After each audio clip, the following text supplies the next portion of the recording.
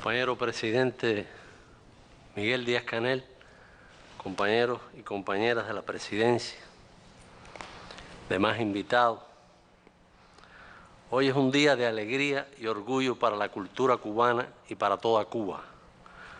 Nos hemos reunido para rendir homenaje a una de nuestras figuras esenciales, la doctora Graciela Pogolotti.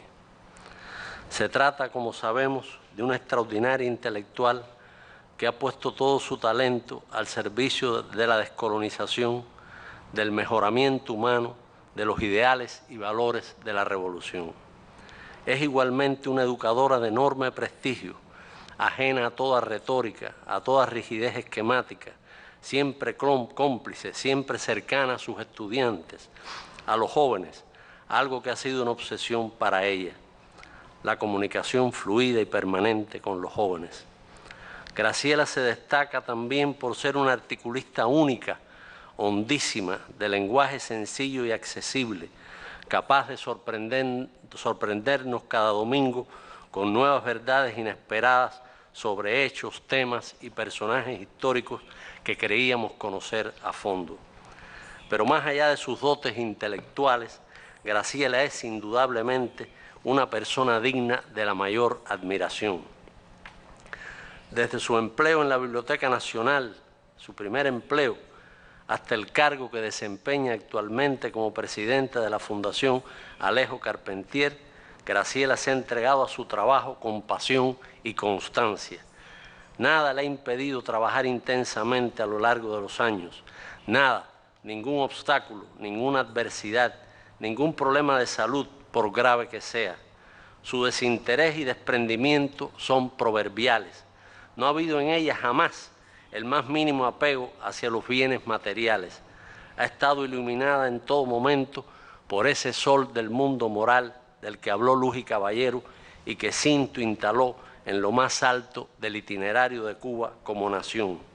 Ante cada hecho de toda índole, grande o diminuto, proveniente de la historia con mayúscula o de la microhistoria con minúscula, Graciela actúa con idéntica honestidad.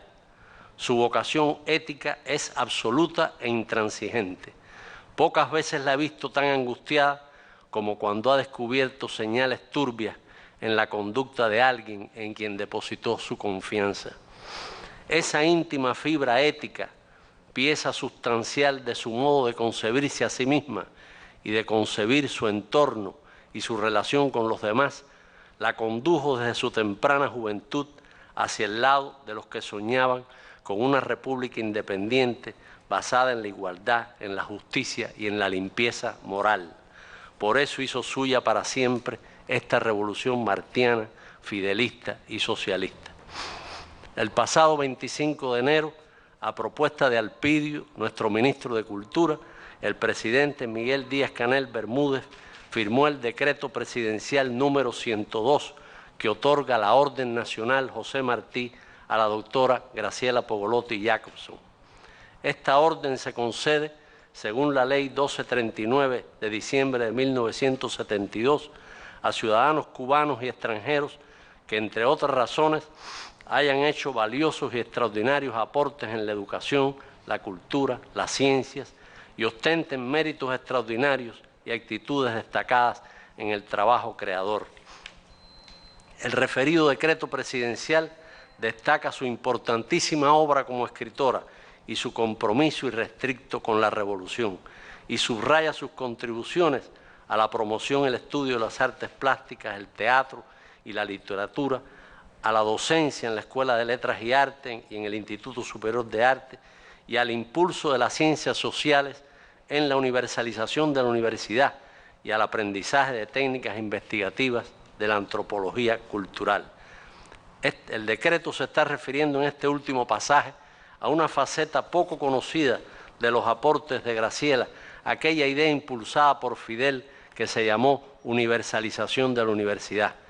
Era vicedecana de investigaciones de la Escuela de Letras en esa época y propuso un proyecto de investigación-desarrollo en las áreas de los planes especiales del antiguo regional Escambray, justamente donde estaba el grupo de teatro del mismo nombre. Ese proyecto se extendió entre 1971 y 1974, y lo dirigió Graciela con Elmo, que está acá como segundo al mando, que era entonces un joven profesor. Fue una experiencia que nos marcó a los estudiantes de letras que pasamos por allí, y es verdad que conocimos otro país y otra cultura. Dejó del mismo modo, según las valoraciones que he leído, una huella fecunda en las comunidades en las que trabajamos. Recuerdo a Graciela, que entonces tendría 40 años, aunque ya era un mito para todos nosotros, montando a caballo, efectivamente montando a caballo Graciela, gallarda y bravía, discutiendo, como siempre, distribuyendo el trabajo, entregada con pasión a aquella otra manera de ser útil. Estoy seguro de que este reconocimiento no va a alegrar solamente a los escritores y artistas cubanos y a los trabajadores de la cultura. Maestros, profesores, periodistas, comunicadores, muchos hombres y mujeres de nuestro pueblo reconocen su magisterio, leen su columna semanal, la siguen y la admiran. Creo que mucha gente va a entender que la patria, a través del presidente Díaz-Canel, está premiando a una cubana muy especial. Una cubana que nació en Europa, en París, pero que estaba destinada a compartir intensamente la suerte de esta islita del Caribe. Por fortuna, ya a los 7 años de edad vivía en La Habana. Aquí creció y estudió. El golpe de Estado del 10 de marzo del 52 la sorprendió cuando era estudiante de Filosofía y Letras en la universidad. En esa etapa, como estudiante universitaria, empezó a ser reconocida como una joven intelectual que ejercía la crítica artística. Fue además integrante y fundadora de la Sociedad Nuestro Tiempo. Sin ser militante de ninguna agrupación política, se mantuvo alineada con las fuerzas contrarias a la dictadura y de filiación izquierdista. Conocía desde entonces las ideas marxistas y las compartía. Tras graduarse de Filosofía y Letras, cursó estudios de posgrado en la Sorbona y al regresar a Cuba matriculó y luego se graduó en la Escuela Profesional de Periodismo Manuel Márquez Sterling. En el año 1958 obtuvo una beca en Roma y allí, al conocer la noticia del triunfo revolucionario, se presentó junto a otros cubanos en la sede de la embajada para ocuparla. Finalmente llegó a Madrid, donde el gobierno revolucionario había creado facilidades para el regreso de emigrados de Europa. Al integrarse a la Cuba Nueva en aquel periodo de fundación, Graciela no abandonó su trabajo intelectual, pero asumió paralelamente múltiples responsabilidades. Su primer empleo, como ya dije, fue en la Biblioteca Nacional, donde a partir de una propuesta de María Teresa Freire de Andrade se hizo cargo de un departamento.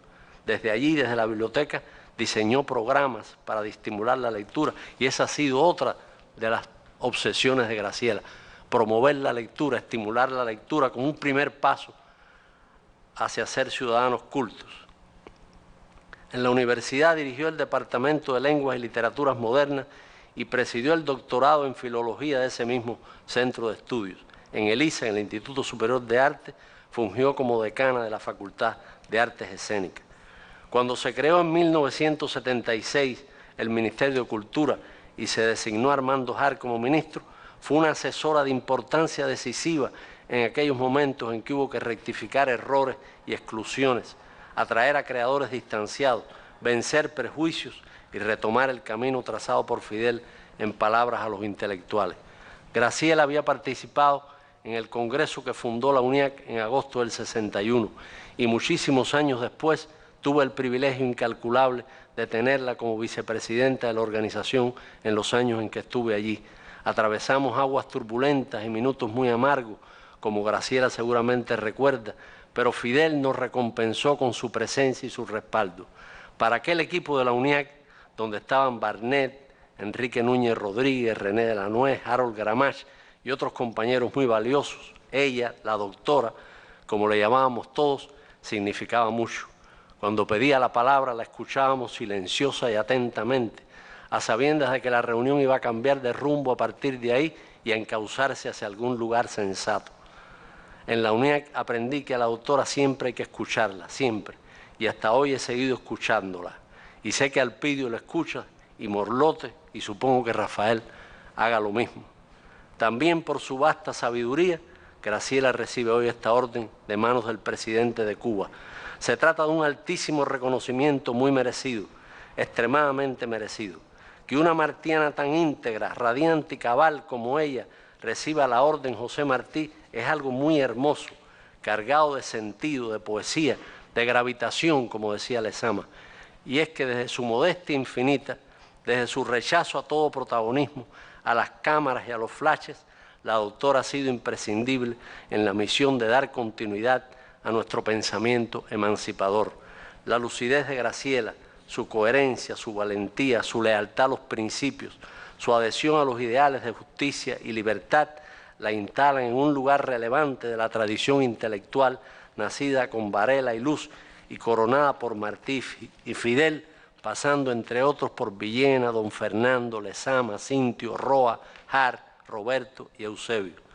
Graciela nos ha venido ofreciendo en los últimos años un panorama muy completo de la crisis cultural que sufre la humanidad contemporánea.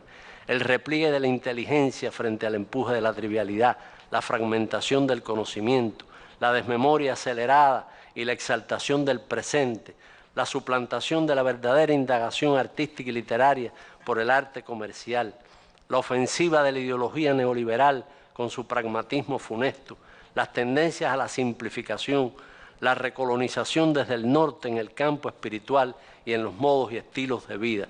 Todos estos fenómenos han sido analizados con la mayor agudeza por Graciela, pero los ha evaluado, que conste, examinando su influencia en Cuba como procesos complejos, integrados por factores que nos llegan del exterior y por otros germinados en nuestro suelo. Como Martí, como Fidel, la doctora nos invita a leer, a pensar, a cultivarnos, a aceptar todos los desafíos intelectuales, por espinosos que parezcan, y a no renunciar de ningún modo a la memoria cultural cubana y universal. Tituló sus memorias Dinosauria Soy. Se adelantó así a cualquier posible descalificación desde el vacío presentismo que subestima todo lo anticuado. Por su formación humanista, sus lecturas, su entorno familiar, su profunda comprensión de la segunda mitad del siglo XX, Graciela se nos presenta con ironía pero sin amargura como una especie extinta o en vías de extinción. A ese guiño que nos lanza desde el título de sus memorias habría que responder, por supuesto, con la convicción de que necesitamos más que nunca su pensamiento integrador, humanista, cubanísimo y universal, radicalmente antiimperialista, anticolonial, antifascista, sobre todo en tiempos en que los neonazis se organizan en las redes sociales y llegan incluso a asaltar el Capitolio de Washington. En esta época de desintegración, de egoísmo feroz de las élites privilegiadas y desamparo dramático de las mayorías, en este mundo atenazado por la doble pandemia de la COVID-19 y el neoliberalismo, nuestra pequeña Cuba bloqueada y difamada ofrece cotidianamente un ejemplo inimitable de altura moral y solidaridad, y cuenta entre sus armas con la voz y la sabiduría de Graciela. Muchas felicidades, doctora, por esta orden nacional José Martí. Muchas gracias.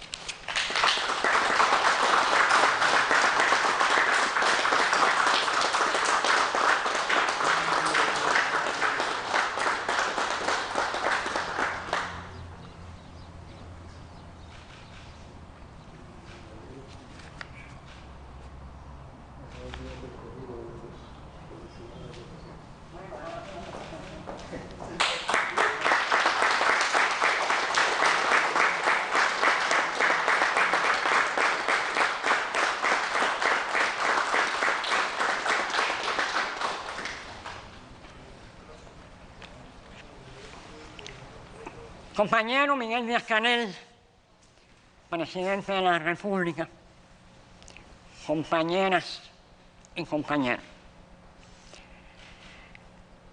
Tengo que decir, a pesar de las palabras de Abel, que esta condecoración me sobrepasa. No solamente por la advocación del nombre de José Martí, sino además por la dimensión de la obra de muchos de aquellos que la recibieron con anterioridad. Yo no he acumulado ese aval de obra intelectual. Quise ser maestra y también, a pesar de no haber tenido vínculo vocalista, pertenecía a la generación que no quiso que el apóstol muriera en el año de su centenario, cuando la república neocolonial estaba empantanada en una crisis estructural definitiva, sumida bajo la dictadura de Batista y hundida además en la dependencia y el subdesarrollo. Quise, por lo tanto, también, desde mis posibilidades, desde la educación y desde la cultura, ayudar a construir un país. Y la victoria de enero me entregó esa posibilidad. Me entregó la posibilidad de contribuir a la realización de la reforma universitaria, que fue el cumplimiento de muchos sueños, que recibía el legado de la tradición del movimiento de Córdoba en Argentina en 1918, seguido por Mella entre nosotros en 1923, que dio lugar a la creación de carreras universitarias que antes no existían, que fue sembrando el camino del conocimiento y de la ciencia, respondiendo a una estrategia de la que hoy nos beneficiamos. Y en aquellos años fundadores de los 60, gracias al estímulo de Fidel, la universidad no se dedicó tan solo a estudiar a los arcontes de Grecia. Como señalaba Abel, efectivamente, nos impulsó a llevar a cabo trabajos sociales, a entrar en lo profundo del país, a tomar la medida del subdesarrollo y de todo lo que había que hacer. El camino no ha sido fácil, ya lo sabemos, y creo que la imagen visual la podemos encontrar en una obra maestra de la cartelística cubana, La rosa y la espina. La hermosa rosa está sobre un tallo en el cual, sin embargo, hay una espina de la que se desprende una gota de sangre tan roja como la flor que la preside. Como digo, el camino no ha sido fácil porque el cielo no se conquista por asalto, sino a lo largo de una lucha sostenida en condiciones que hemos tenido que afrontar como pocos. Pero aún en las circunstancias más difíciles, siempre hemos superado esas dificultades. Y tuve el privilegio, también gracias a esta revolución, de trabajar con Armando Harb en la época en que se creó el Ministerio de Cultura. Se cicatrizaron heridas y se reconstruyeron consensos. Se fue fortaleciendo la base de la cultura hasta el punto que, llegados los difíciles 90, los escritores y los artistas que padecieron entonces situaciones difíciles que llegaron al desempleo y a las limitaciones materiales para la creación, se mantuvieron firmes y pudieron entablar un diálogo con el comandante en el cual no reclamaban ventajas, sino que trataban de poner en la agenda del país los problemas sociales, los problemas culturales que todavía pesaban sobre nosotros. Todo eso tengo que agradecer, haber tenido todas esas posibilidades. Asumo, por lo tanto, esta condecoración que me sobrepasa con el compromiso de seguir dando guerra mientras me quede aliento. La asumo también como homenaje implícito a los artistas que rodearon mi infancia, que padecieron en la República neocolonial la miseria más profunda, el desamparo total, la soledad, y se mantuvieron cercamente haciendo obra, contribuyendo a construir y a hacer un país desde la creación artística. Pienso en Víctor Manuel, pienso en Fidelio Ponce de León, devorado por la tuberculosis. Pienso en Carlos Enríquez, montado a pesar de todo en la cabalgadura de Sutilín García.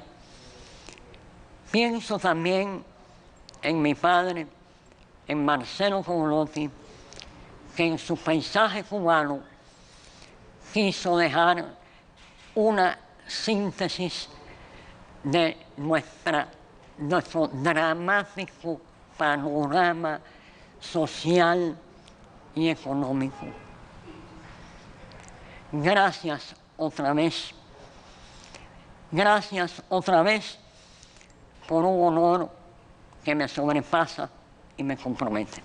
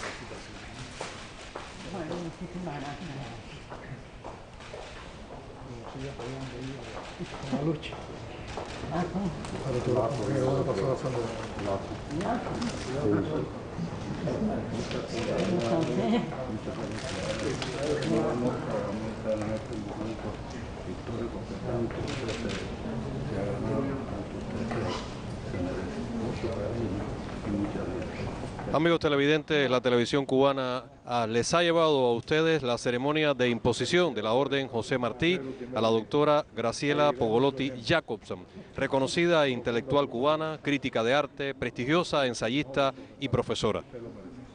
El presidente de la República, Miguel Díaz-Canel Bermúdez, le impuso esta orden, la máxima que entrega el Estado cubano a la reconocida intelectual Graciela Pogolotti. La ceremonia contó además con la presencia del presidente de la Asamblea Nacional del Poder Popular, Esteban Lazo Hernández, el primer ministro Manuel Marrero Cruz, el vicepresidente de la República, Salvador Valdés Mesa, así como los viceprimeros ministros, comandante de la Revolución, Ramiro Valdés Menéndez, Roberto Morales Ojeda, Alejandro Gil Fernández, Ricardo Cabriza Ruiz, Inés María Chapman Guo y Jorge Luis Tapia Fonseca, además del ministro de Cultura, Alpidio Alonso Grau, y el presidente de Casa de las Américas y asesor del presidente, Abel Prieto Jiménez, quien tuvo a su cargo las palabras de elogio y los elementos del decreto presidencial mediante el cual se le entrega la Orden José Martí a la doctora Pogolotti. Concluida la ceremonia, las personalidades que participaron en ella saludan a la doctora Pogolotti.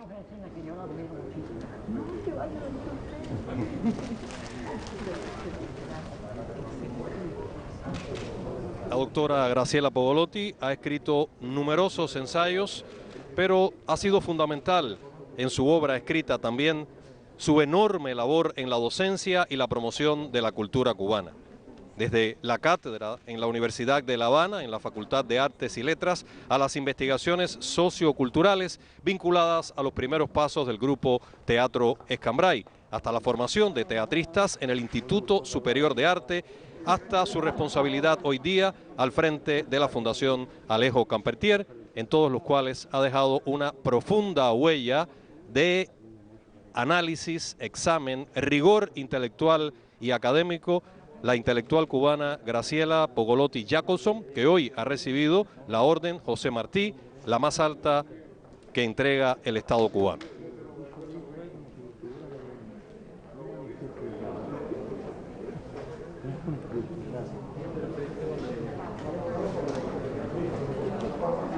Doctora, muchas felicidades.